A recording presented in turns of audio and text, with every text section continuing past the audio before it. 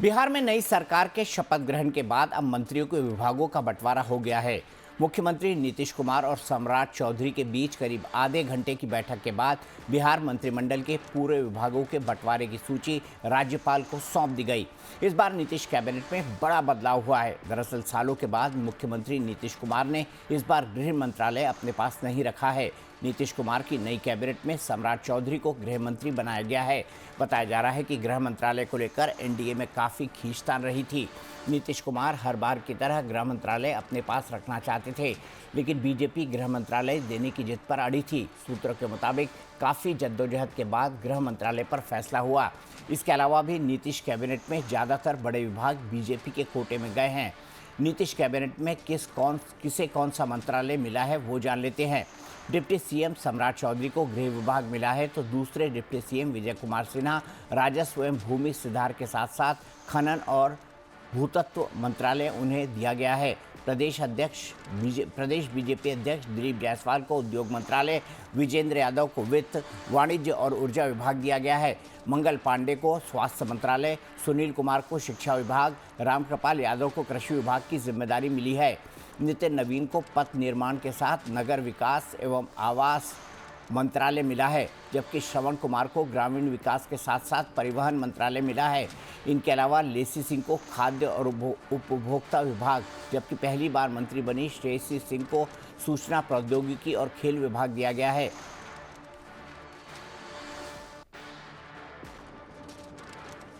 गृह विभाग हो या कोई भी अन्य विभाग हो, सभी विभाग मुख्यमंत्री के निर्देशन पे ही काम करते हैं और हम लोग का पूरा प्रयास है कि मुख्यमंत्री जी ने जो भरोसा हम लोग पे किया है, हम लोग मुख्यमंत्री जी के उस भरोसे पे कैसे कायम रहे और मुख्यमंत्री जी के जो विजन है उस विजन को लेके कैसे आगे बढ़ें, इसके दिशा में हम सभी मंत्री काम करेंगे। मैं मानता हूं कि माननीय मुख्यमंत्री जी का और पार्टी का इतना भरोसा है मुझ पर, मैं पूरा प्रयास करूंगा कि दुगनी ताकत से जो जिम्मेवारी पार्टी ने और माननीय मुख्यमंत्री जी ने दी है उसको निभाने का प्रयास करूंगा। खास बात यह है कि नीतीश कैबिनेट में ज़्यादा मंत्री पद लेने के बाद अब ज़्यादातर बड़े मंत्रालय भी बीजेपी के ही खाते में गए हैं। गृह मंत्रालय पर अपना दावा छोड़ने के अलावा नीतीश कुमार ने कई बड़े मंत्रालय बीजेपी के हवाले किए हैं, जैसे भूमि एवं राजस्व विभाग भी बीजेपी को मिला है।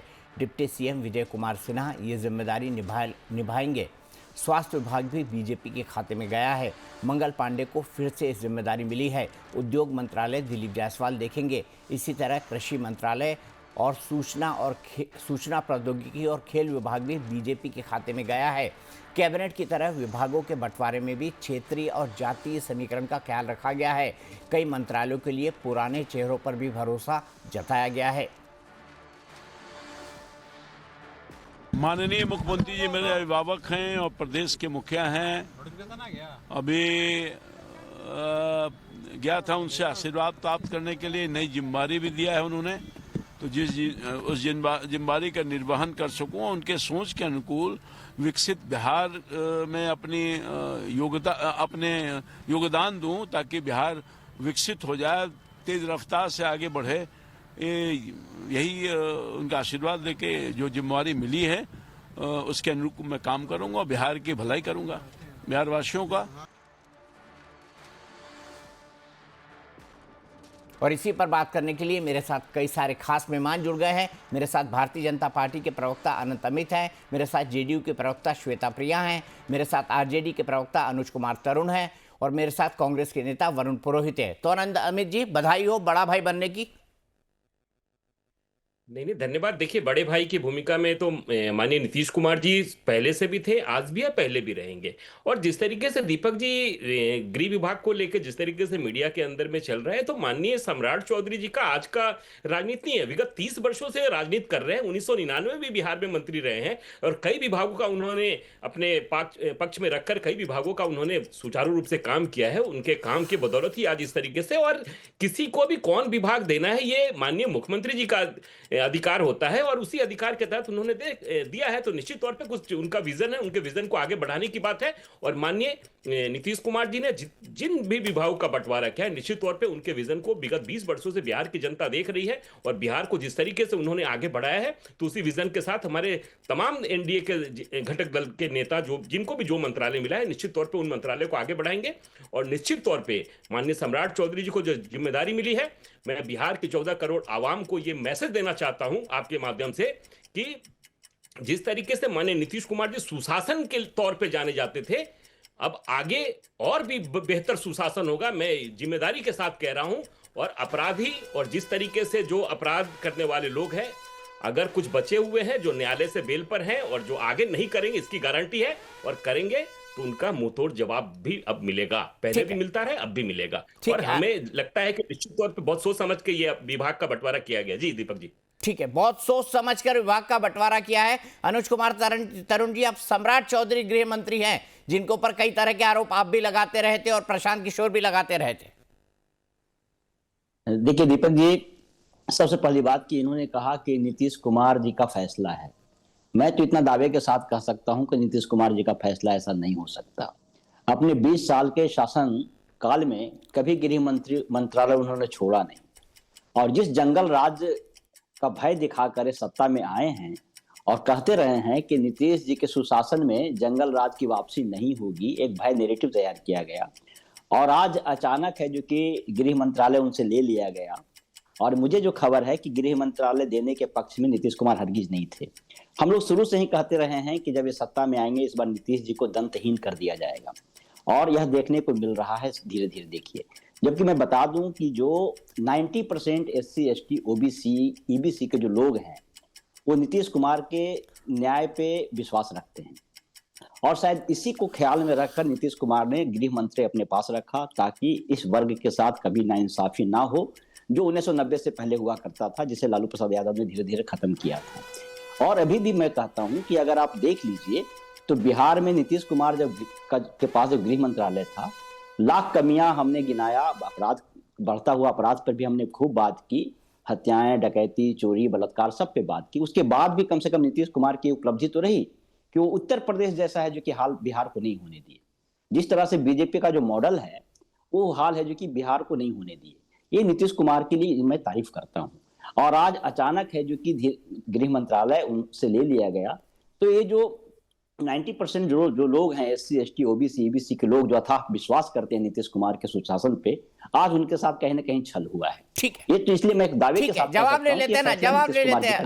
अनुज भाई, फिर आऊंगा आपके पास, बहुत वक्त है हमारे पास, मैं फिर आऊंगा आपके पास। श्वेता प्रिया, बताइए, दंतहीन किया जा रहा है नीतीश कुमार को, यह दावा पहले से आरजेडी ने किया था, उसकी शुरुआत हो गई गृह मंत्रालय छीनने के साथ ही, आप क्या कहेंगी?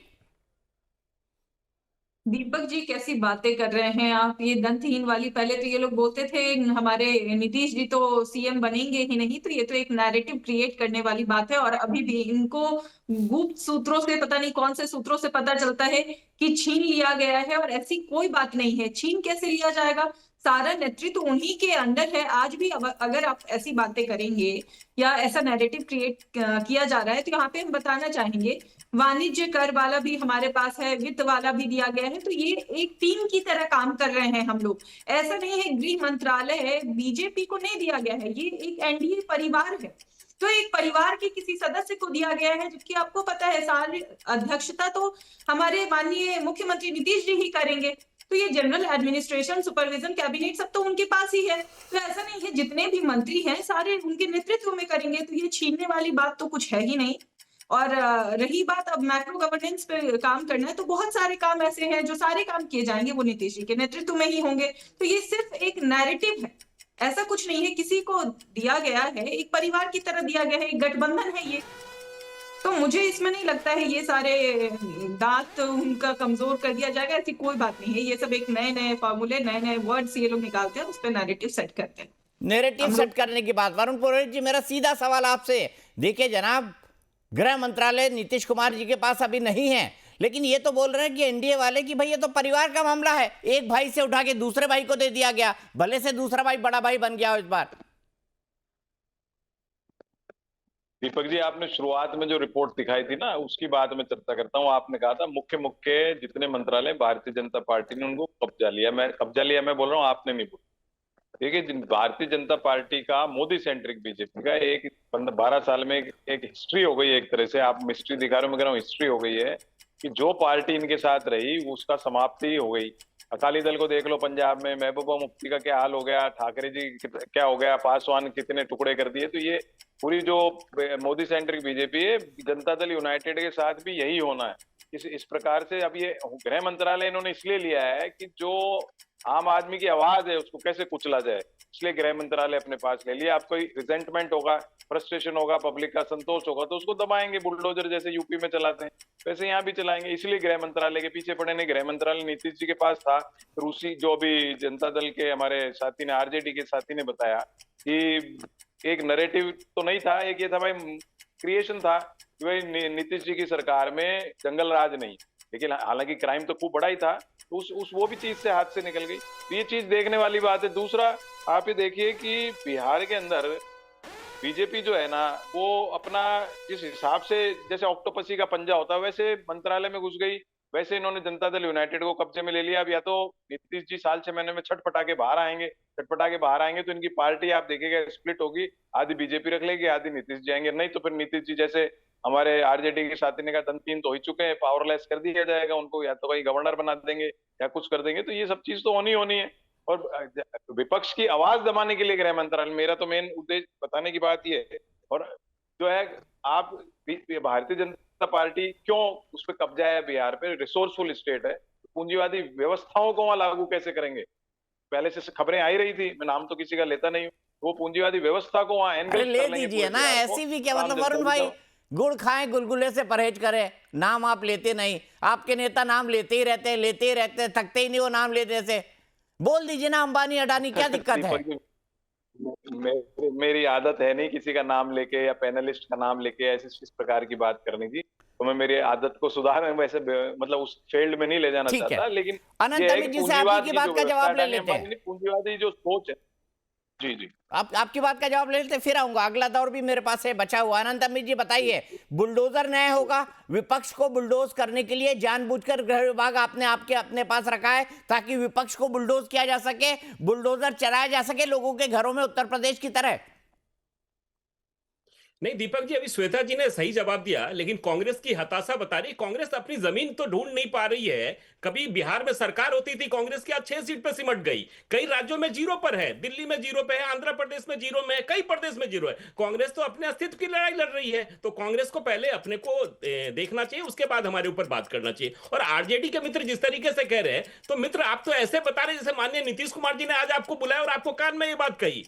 साहब, कोई भी चीज समन्वय से होता है, और माननीय नीतीश जी के नेतृत्व में लगातार बिहार आगे बढ़ रहा है। एनडीए एक परिवार की तरह आगे बढ़ रहा है, और सबसे 30 वर्षों का हमारा एलआई है जेडीयू। और लगातार माननीय नीतीश कुमार जी को जिस तरीके से भारतीय जनता पार्टी ने जो सम्मान दिया है, जिस सम्मान के लायक है वो, और उन्हीं के नेतृत्व में बार बार माननीय मोदी जी ने कहा, गृह मंत्री जी ने कहा, पूरी पार्टी ने कहा कि माननीय नीतीश कुमार जी बिहार में हमारे सक्रिय नेता हैं, थे और रहेंगे। और हमने मुख्यमंत्री भी बनाया। आप लोगों ने तो यह भी कहा कि मुख्यमंत्री नहीं बनेंगे। अब मुख्यमंत्री बन गए। जैसे वित्त हमारे पास था, तो वित्त तो बहुत बड़ा विभाग होता है, वित्त चला गया जेडीयू में। तो ऐसे समन्वय के तहत किया गया। और सिर्फ और सिर्फ बिहार में जो विकास का मॉडल है, माननीय नीतीश जी का मॉडल है, उसी नीतीश जी के मॉडल पे बिहार आगे बढ़ता रहेगा, और सारे विभाग उसी तरीके से काम करेंगे। और सम्राट चौधरी जी को और बाकी जितने भी मंत्री बनाए गए हैं, उनको बहुत ही देख समझ के बनाया गया है, और उनके कामों के आधार पर, उनकी क्षमता को देखकर बनाया गया है। अनंत जी, लोग ये भी कह रहे हैं नीतीश को ताज, बीजेपी का राज। नहीं, ये एनडीए का राज है, और बिहार की 14 करोड़ आबादी का राज है, ताज है। ये सिर्फ बीजेपी और जेडीयू और एनडीए का नहीं है, ये बिहार का राज है, बिहार का ताज है। बिहार की जनता ने जो हमें आशीर्वाद दिया है, उसी आशीर्वाद के तहत हम बिहार की जनता को ये बताएंगे। और हम फिर कह रहे हैं, कांग्रेस के मित्र, आरजेडी के मित्र कह रहे थे, तो आप जंगल राज की बात कर रहे थे, आपने 90 की पहले की बात की, लेकिन आपने ये नहीं बताया कि 1990 से लेकर 2005 में जो हमने जंगल राज को, जो बिहार को बर्बाद कर दिया था, बिहार में बहनें और माताएं शाम को 5 बजे के बाद घर से नहीं निकलती थी, और आज 20 वर्षों में हमने ये सुशासन दिया है, ये सुशासन पूरे देश का मॉडल है। नीतीश जी को सुशासन बाबू के तौर पे पूरी देश बोलती है, और इसीलिए आप निश्चिंत रहिए, जिस तरीके से हमारा विकास कर रहा था बिहार, उसी विकास की रफ्तार में आगे भी बढ़ता रहेगा। आपको चिंता करने की जरूरत नहीं है। हम लोग जिस तरीके से पूरे परिवार की तरह है, परिवार की तरह काम करेंगे, और आगे भी बिहार विकसित बिहार है, विकसित बिहार बनाने का संकल्प हमने जो लिया है उसी पे आगे हम काम करते रहेंगे। ठीक है। और सुशासन है, सुशासन रहेगा, अपराधी बख्शे नहीं जाएंगे, आप ठीक लोगों है। की तरह नहीं होगा।